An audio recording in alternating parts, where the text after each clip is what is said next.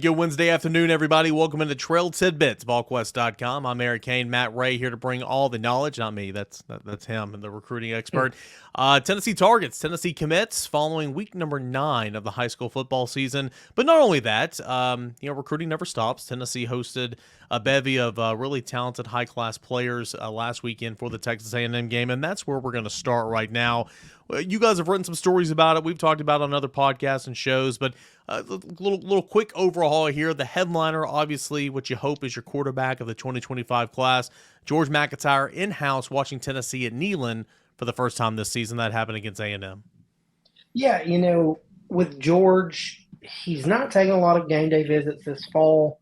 This was big to get him back for this weekend. He was able to get in on Friday night, spend some time around the staff, again on Saturday, but also be able to spend time with family. His sister's at Tennessee now, was able to be there with his mom and his dad and his sister and take in the game. They had a good time.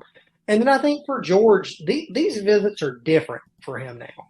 When he came through last fall for the Alabama-Tennessee game, it was, kind of that wide-eyed young kid. Now it's not that anymore. It's laid back. It's more about the relationship building side of things and seeing how things are going around the program, focusing more on the game.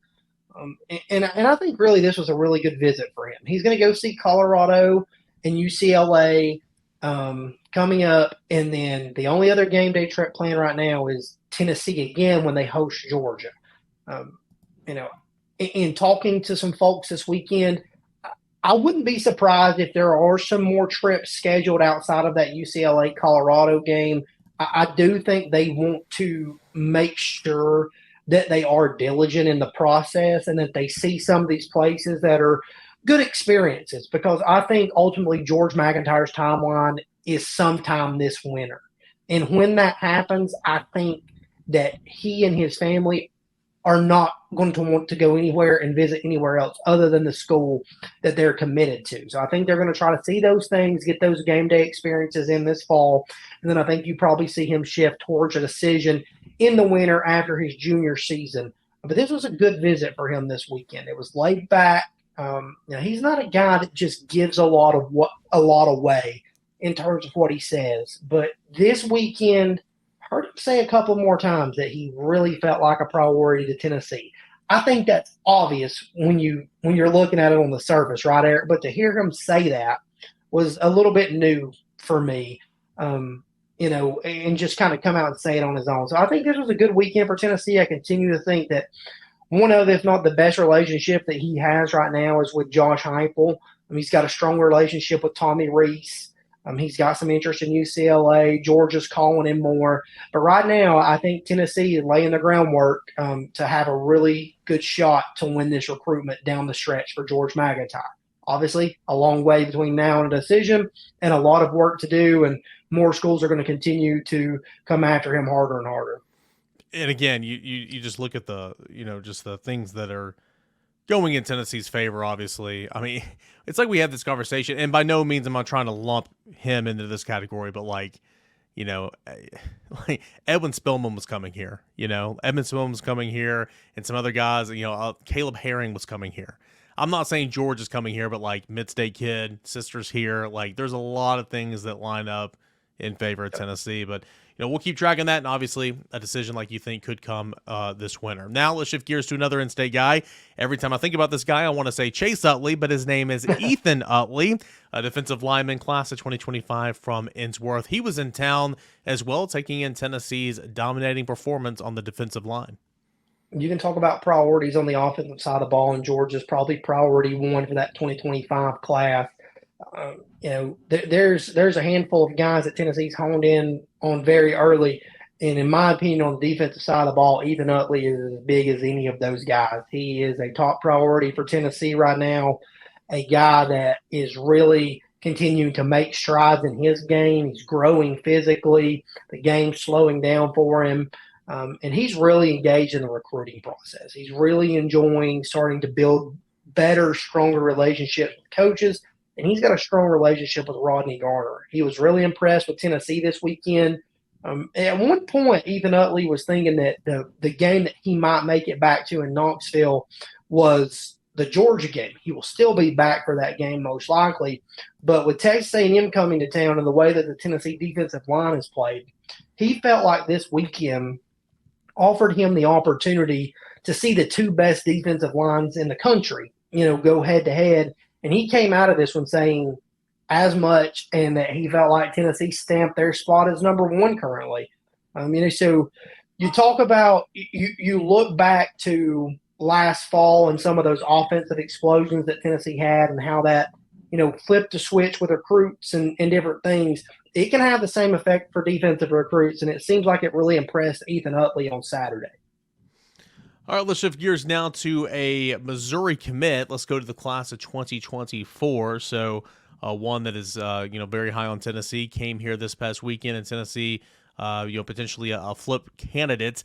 Elias Williams, Missouri defensive lineman, he came and had a good time with Tennessee on an unofficial and planning an official, I believe, correct? Yeah, absolutely. And I think with Elias Williams, I was blown away at how physically put together he is. Just a massive human being, does not look like a senior in high school, looks very physically fit, can do a lot of things, can play a lot of techniques along the defensive front. His recruitment is heating up big time since his September 1st commitment to Missouri. A lot of new offers. Alabama getting involved in this one of late. Tennessee pushing to get an official visit. And it seems like the Vols are going to get one. Right now he's talking about November 18th for the Georgia game. That's a pretty hot weekend right now for recruits. They want to see good football games, and that one could end up being as big as it gets again this year. So we'll see kind of how things play out for Tennessee leading into that over the next month. But, I think they did enough to earn an official visit with Elias Williams. I think he was impressed with the atmosphere. I think he was impressed with the coaching staff. And I think he was impressed with the way the defensive line played. I think Tennessee's been very genuine in their approach to him, their pitch to him, and I think all of that lined up on Saturday. But a guy that I think down the stretch, this is going to be a guy that this staff covets. He fits a lot of the things that they want to do on the defensive front. And, man, I was really intrigued to see him. He listed 6'4", 275 there on his On3 profile, and he is every bit of that. Yeah, a nice, well put together young man. Again, class of 24 and a Missouri commit. Let's shift back gears into the class of 2025. Let's go out wide at wide receiver, a native of the Peach State and from the Atlanta area. That is Travis Smith in town watching. Not a whole lot of fireworks offensively, but still able to see an incredible atmosphere and a good win for Tennessee. Yeah, not a whole lot of offensive fireworks for Travis Smith, but I think this was a visit that went pretty well for Tennessee. I think this is a guy that you can expect to probably be an early priority for the Vols at the receiver position in 2025, a guy that fits a ton of what they want to do in the downfield passing game, wins one-on-one situations, has the ability to run after catch, really, really nice catch radius. And I think Tennessee showed him a lot of attention this weekend. I think he enjoyed the time that he got with the coaching staff, and I think this was a good visit for the Vols to start building momentum. And it seems like we talk about this every week on a podcast or in Trail Tidbits or something where we talk about how those game day visits lead to January junior days and then, spring practice visits and then official visits. I think this weekend with Travis Smith was the opportunity for Tennessee to lay some groundwork there, getting him to campus and making a move. I think he's a guy that the Vols really like, and I think he fits exactly what they want to do in the downfield passing game. 2026 is where we're going to go next, and maybe looks as good as some of these defensive linemen on campus right now. From Buford, Georgia, they got a lot of athletes down there. This is Bryce Perry Wright. I would assume one of the first times on campus, if not the first time on campus, begin to see a game day visit. Yeah, he's been on campus. He's been on campus once before. I'm pretty sure this is his first game day visit, if I remember correctly from what he told me. But very impressed. Enjoyed conversation with the Tennessee coaches. Enjoyed the atmosphere. Really enjoyed what he saw from the defensive line. And pregame, he had a chance to chat with Eric Berry. They're talking about being, from the Atlanta area. And, Eric Berry kind of gave him some words of wisdom on how things work, not to get lost in the process. I think that really impressed Bryce Perry Wright. This is a guy that, you talk about Buford and the talent that they have. I mean, on the other side of the defensive line, they've got 5-star 2024 defensive lineman Edric Houston, but Bryce Perry Wright is out there in his own right making plays.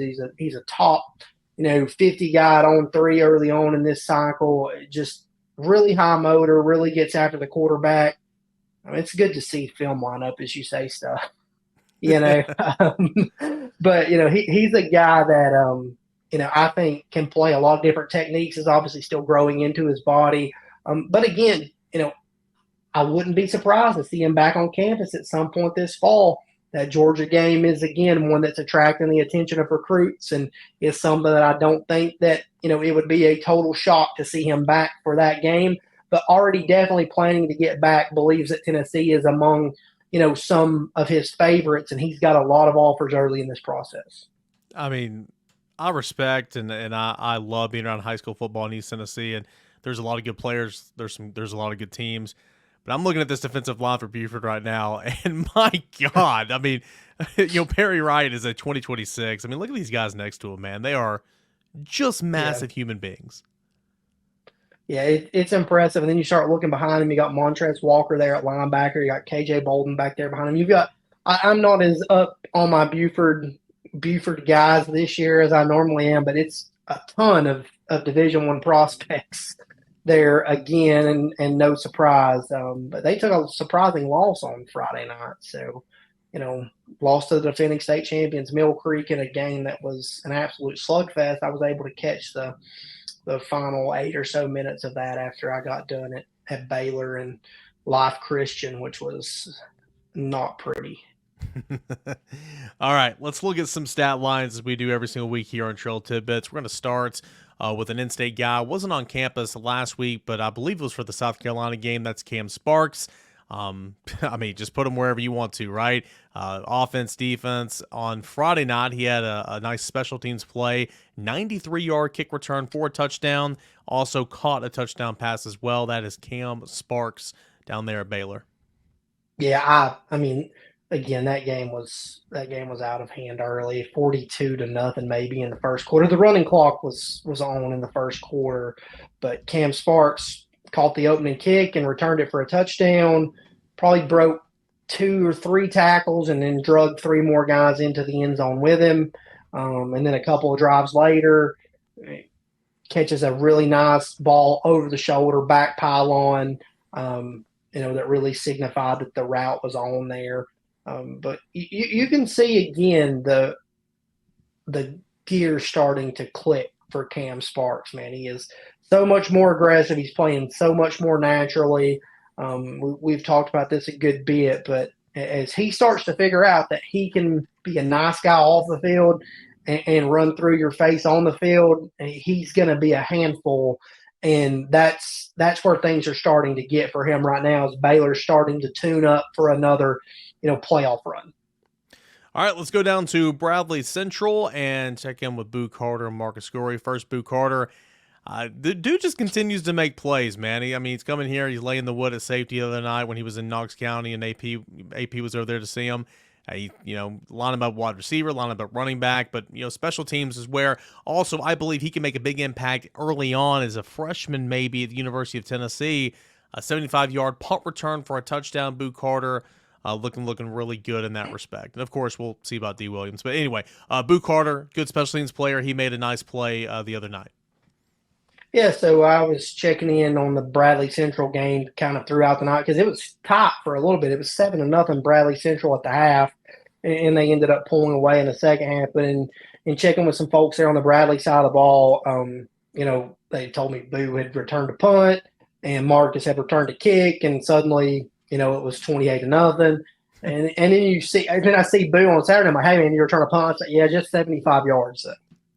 Okay. Yeah, just 75 yards. Yeah, we get it wasn't the 95-yard one, 3 or 4 weeks ago. But, yeah, I mean, he continues to make plays. And I'm like you, Eric. I continue to think that special teams role is where he can make an early impact at Tennessee. But every time he gets the football in his hands, he continues to do things. And I think, again, you see that and you want to immediately translate that some of that stuff that he does with the ball in his hands to the offensive side of football. And obviously, I think Boo Carter can play offense in college and probably play efficiently.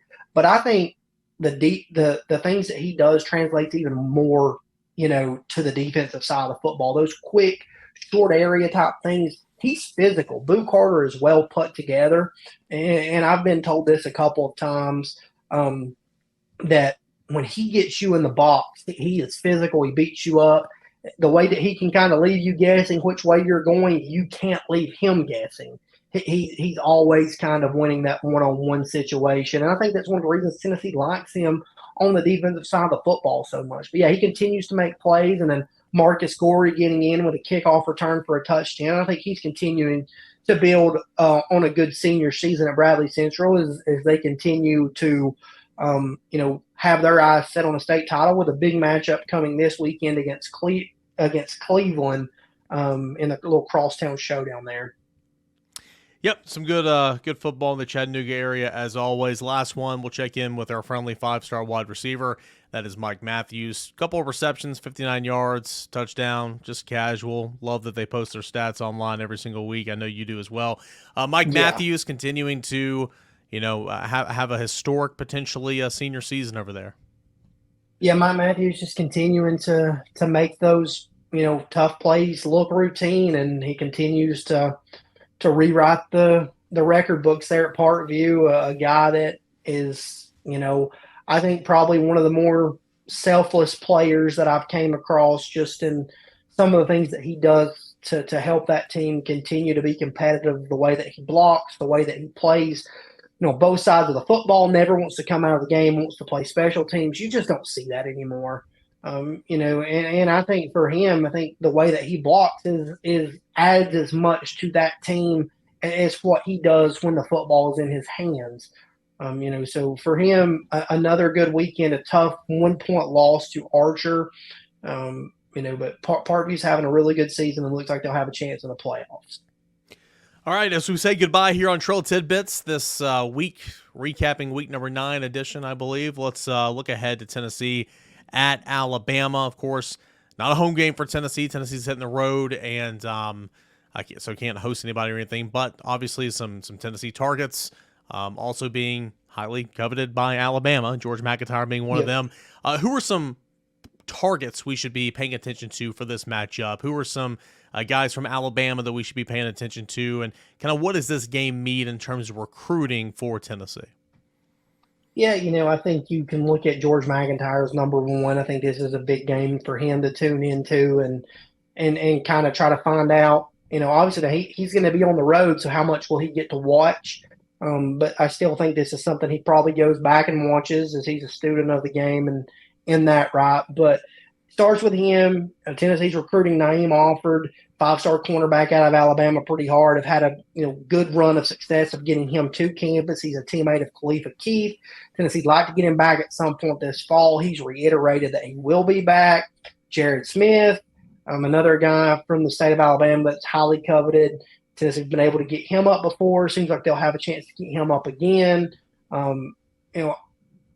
It's pretty early in the entire process, I think, for some of these 25s that they're going to battle for. Outside of George, I think George is probably your guy that's furthest along. But I think on the 2024 side of things, I think Elias Williams is one that's going to pay a lot of attention to this game. Alabama's starting to show him a lot of attention.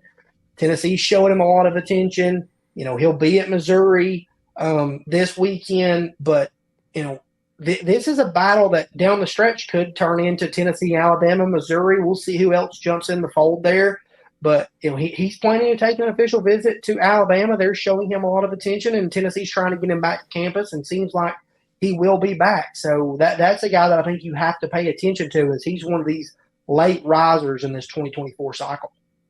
Trail Tidbits every Wednesday here at Volquest.com. If you're watching on YouTube, go ahead and hit this like button, share this video out there, get in front of more Tennessee fans.